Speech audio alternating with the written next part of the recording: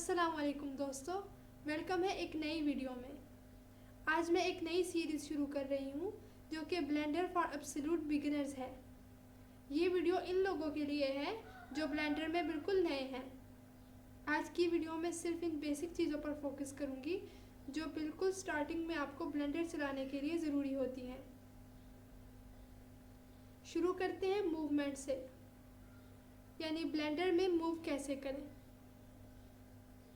जब आप blender open करें तो आपको एक क्यूब नज़र आएगा। ये क्यूब ऑलरेडी सिलेक्ट होगा। सिलेक्टेड ऑब्जेक्ट के इर्द गिर्द ऑरेंज लाइन होगी।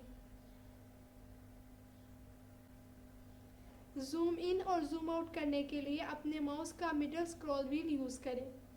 व्हील को घुमाने से जूम इन और जूम आउट होता है।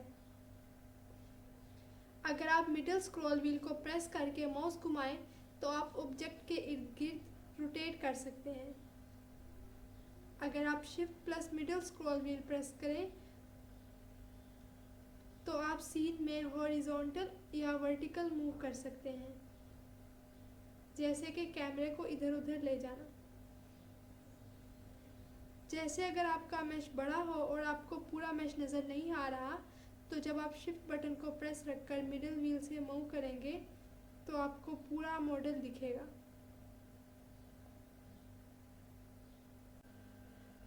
ब्लेंडर में एक चीज़ होती है ऑर्थोग्राफिक व्यूज़, यानी कि फिक्स्ड व्यूज़, जहाँ से आप मॉडल को सीधा सामने, ऊपर या साइड से देख सकते हैं। इसके लिए नंबरपैड कीज़ यूज़ होते हैं, जैसे फ्रंट व्यू के लिए नंबर पैड 1, राइट व्यू के लिए नंबर पैड 3, टॉप व्यू के लिए 7 और बॉटम व्यू के लिए नंबर पैड के की 9 को प्रेस करें। कैमरा व्यू के लिए नंबर पैड 0 यूज़ होता है। बाकी नंबरपैड कीज़ भी मुख्तलिफ व्यूज़ के लिए यूज़ होते हैं। वैसे नंबर पैड ना होने की सूरत में, जैसे कि लैपटॉप में इनेबल ना हो,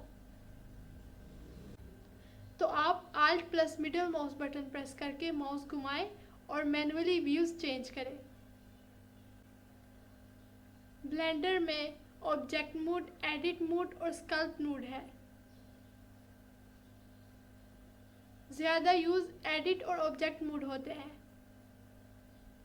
एज अ बिगिनर इन दोनों को जानना ही ज़रूरी है। ऑब्जेक्ट मोड में आप पूरे ऑब्जेक्ट को सिलेक्ट, मूव या रोटेट कर सकते हैं।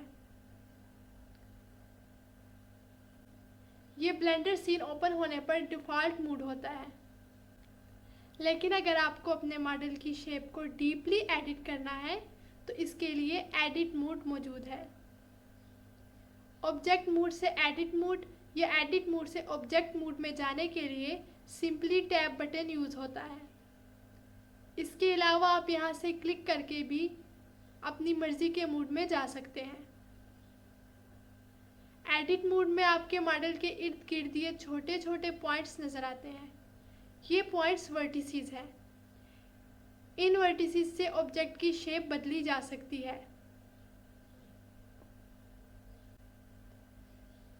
जैसे आप देख सकते हैं मैंने मुख्तलिफ शेप्स बनाई। चले इन चेंजेस को कंट्रोल प्लस जी से कैंसिल करके वापस पहली शेप में चलते हैं। ओके, एडिट मोड में आपके पास 3 सिलेक्शन टूल होते हैं, वर्टेक्स, एज और फेस। वर्टेक्स सिलेक्शन मोड में वर्टिसेस को सिलेक्ट करते हैं। एज सिलेक्शन टूल में 2 वर्टिसेस के दरमियान वाली लाइन जो एज होती है इसको सिलेक्ट करते हैं। और फेस सिलेक्ट मोड में ऑब्जेक्ट का सरफेस या फेस सिलेक्ट होता है। इन सब के अलावा कुछ हार्ड कीज़ हैं जो आपको ब्लेंडर सीखने के लिए ज़रूर याद होनी चाहिए। अगर आप इस फेस को सिलेक्ट करके ई प्रेस करें तो ये एक्सट्रूड हो जाएगा और सिलेक्टेड फेस बाहर को निकल आएगा। इससे होता ये है कि आपके पास नया फेस आ जाता है। ये एक तरह से इसी ऑब्जेक्ट का एक नया पार्ट बन गया। नेक्स्ट हॉट की एस है। अगर आप एस बटन को प्रेस करके साथ माउस को मूव करते हैं तो आप फेस को छोटा या बड़ा कर सकते हैं। एस बटन ब्लेंडर में किसी भी चीज़ को छोटा या बड़ा करने के लिए यूज़ होता है। S for scale. Are button rotate करने के लिए होता है, रोटेट यानी घुमाना।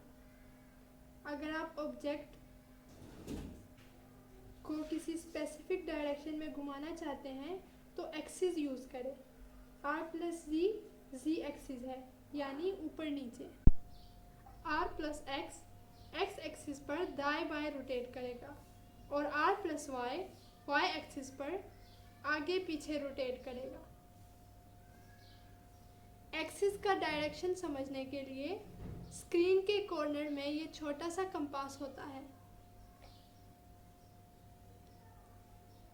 जी बटन, जी बटन से सिलेक्टेड ऑब्जेक्ट मूव होते हैं।